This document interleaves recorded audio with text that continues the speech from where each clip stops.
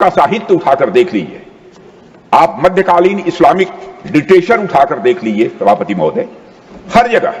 हिंदुस्तानियों को कमतर दिखाने की कोशिश की गई है। आप सोचिए कि एक राष्ट्र के चरित्र के लिए यह कितना अपमानजनक था। इसलिए जब अंग्रेजों के खिलाफ चंद्रशेखर आजाद और सरदार भगत सिंह जैसे क्रांतिकारियों ने अपना दमखम दिखाया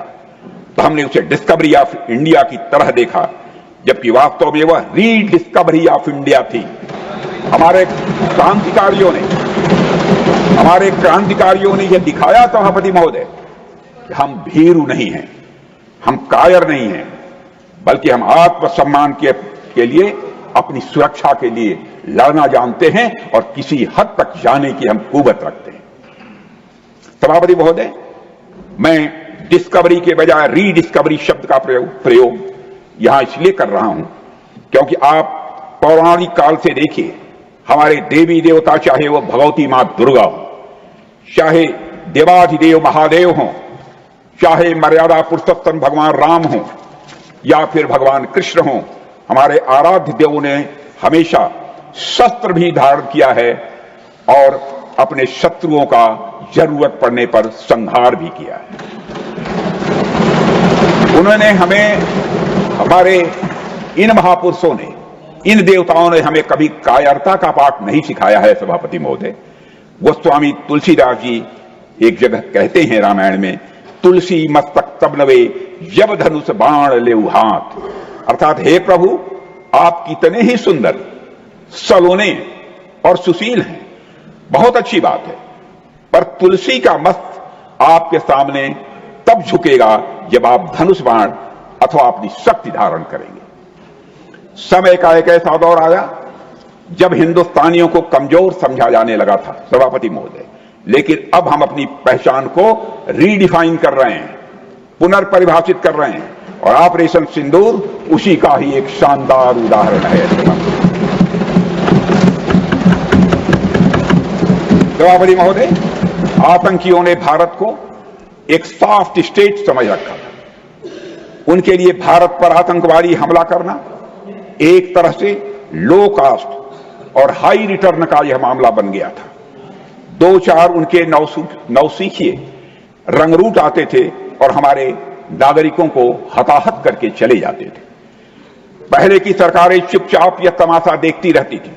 इसलिए आतंकियों को लगा कि भारत अब एक सॉफ्ट स्टेट बन चुका है। सभापति महोदय, इकोनॉमिक्स की एक थियरी है और आप जैसे स्वाध्यायी लोगों ने उस थियरी को जरूर पढ़ा होगा। वह इकोनॉमिक्स की थियरी है गेम थ्योरी, और यह थ्योरी बताती है कि जब, हमारे चिदंबरम साहब भी अच्छी तरह जानते होंगे इस इकोनॉमिक्स की थियरी को, गेम थियरी, यह थियरी बताती है कि जब किसी को यह लगता है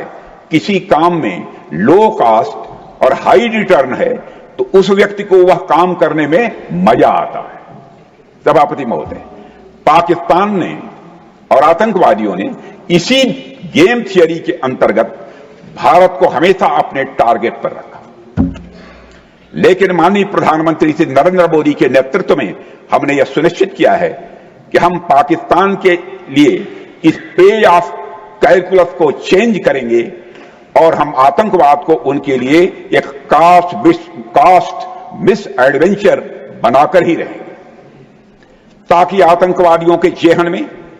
यह बात बैठ जाए और अच्छी तरह बैठ जाए कि यदि हमारे एक भी भारतीय नागरिक को कुछ हुआ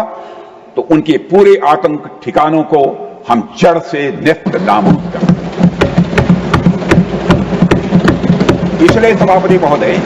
मैं मानता हूं कि प्रधानमंत्री मोदी जी के नेतृत्व में किया गया ऑपरेशन सिंदूर एक गेम चेंजर साबित हुआ है। सभापति महोदय, यह तो रही वर्तमान की बात, लेकिन भविष्य के हिसाब से ऑपरेशन सिंदूर का महत्व यह है कि भारत का नागरिक अब किसी सॉफ्ट देश का वल्नरेबल सिटीजन नहीं है,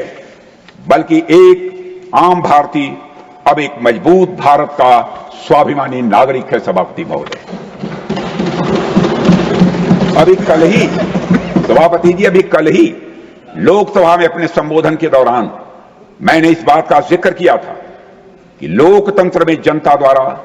विपक्ष को यह दायित्व सौंपा जाता है कि वह सरकार से उचित प्रश्न पूछे। खैर, विपक्ष ने जो प्रश्न पूछे उनका जिक्र मैं कल कर चुका हूं, इसलिए आज चर्चा नहीं करूंगा। आज मैं एक और बात आपके सामने कहना चाहूंगा कि लोकतंत्र में जनता द्वारा विपक्ष को प्रश्न पूछने